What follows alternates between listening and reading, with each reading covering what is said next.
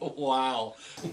Hey YouTube, it's Friday, and you know what that means. It's time for another retro review. Today's movie is Tombstone, classic from 1993.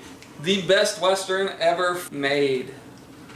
I can't fight that. Nobody can. And nobody can fight that. It doesn't matter if it's got John Wayne or Clint Eastwood, Tombstone is the best. It's got such a perfect cast for the way it did it. You got Kurt Russell as Wyatt Earp. You got Val Kilmer as Doc Holliday. You got my favorite Sam Elliott as Virgil Earp. Dude, Bill Paxton as Morgan. Powers Booth, Michael Biehn. Even Chuck Heston makes a cameo. Yeah. The story is something that everybody knows already because it's primarily the Earps coming into Tombstone and cleaning it up. Now, it does cover the OK Corral fight. Which is the reason that everyone wants to film a Wyatt Earp movie, is for the OK Corral fight. Yep. But then it also extends into him chasing down the cowboys. Which is also extremely... What's the word I'm looking for?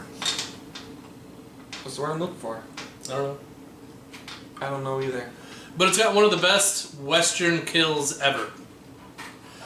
Dude's in an opium den, reaches for his opium pipe, turns out to be the barrel of a gun, puts it in his mouth, kaboom. Bye-bye head.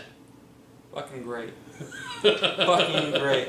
Everyone's familiar with the story of Wyatt Earp. Wyatt Earp is iconic. He's the most fucking recognized fucking Western lawman of all time, I think. Well, him, Hickok. Pat Garrett. Yep. Billy the Kid. Yep. Well, we're talking about lawmen. Well, technically, Billy was... That's true. But anyway, Wyatt Earp is iconic and is probably the most recognizable lawman. And Tombstone does it justice. I mean, it's not as factually accurate as the Wyatt Earp movie with Kevin Costner. Well, a funny thing about that is the fact that the Wyatt Earp movie and Tombstone fought over resources because they were filming at the same time. Yeah. They came out around the same... I think they came out in the same year. They did. Both came out in 1993. Yep. Tombstone was significantly better as far as movies go. Like, Wyatt Earp was more informative, but Tombstone was just a better fucking movie. Yeah, Tombstone... The problem with Wyatt Earp is the fact that Kevin Costner is the Lord of the Long movie. He loves making these just huge, long... Postman, Dancing with Wolves, Waterworld, fucking JFK. The studio cut down Waterworld, but if you watch the Ulysses cut... Which is the only cut worth watching. Yeah, it's the only way to watch that movie. So if you can get your hands on it, do it. Either way, we're getting sidetracked here. Oh, yeah. Back to Tombstone. We're not talking about Wyatt Earp. We'll save Wyatt Earp for another retro review some other time and some other... whenever. But we had, it's got Stephen Lang, Thomas Hayden Church in it. Yeah, Stephen Lang, dude, nobody realizes how much shit Stephen Lang was in because they all just recognize him from Avatar and shit. Yeah. But dude, that guy is fucking badass. In this movie he's not, he's kind of a pussy. But usually he's badass. And it has one of my favorite actresses, which is Dana Delaney, because holy crap, I think I found her to be so hot. She is hot. Oh man, it was a problem. Every female in that movie is hot. Except maybe not Big Nose Kate. I don't know, I kind of like her attitude. Val Kilmer did an amazing job as Doc Holliday. This movie is the reason Val Kilmer still lives on in people's memories today. Pretty much, yeah. Doc Holliday, I'm your Huckleberry. Dude. It's so many good catchphrases. And while Val Kilmer was probably the best Doc Holliday that I could say, I do want to throw a shout out to Dennis Quaid, who also did a phenomenal job. I mean, in the Wyatt Earp movie. I mean, yeah, but he doesn't compare.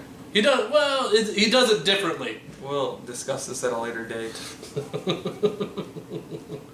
But yeah, I mean, it just follows the Earps as they go through some.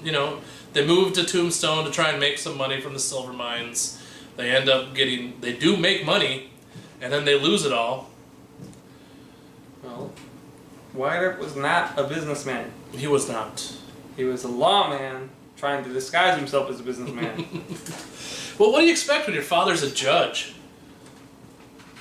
Well, I don't care. Because the movie was good. The ending, I mean, as far as the Ringo and Doc Holliday showdown, that doesn't actually happen in real life. Sorry, I hate to spoil it for you, but really he just died down in a huge gunfight. Now one-on-one bullshit right there, which is like one of the best parts of the movie. So I'm not gonna like say it's terrible or anything. It's literally probably the best part of the movie.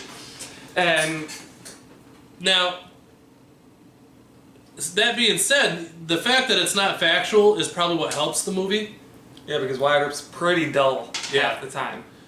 But for this movie, I would give it a 10. I consider this movie to be a perfect movie. I would give this movie a 10. Easily. Without a doubt, 100% it is a perfect film. There's very few movies we give 10s. Yes. This is easily one of them. Not one we have to think about, not one we're like, well, it's not quite perfect. It literally is a perfect fucking movie, and it's definitely the best Western of all time. So give it a watch. I mean, you probably have. Everybody has. But watch it again, because it's that good. It really, you can set a schedule, like watch it once a month. It'd still be good. I mean, maybe not once a month, but it's good. It is really good. I watch it every year, at least once. I usually watch it once or twice a year. So, check it out. Check it out. Other than that, like, subscribe. Thanks for watching. This has been your daily dose of PCP. We'll see you tomorrow. See you tomorrow.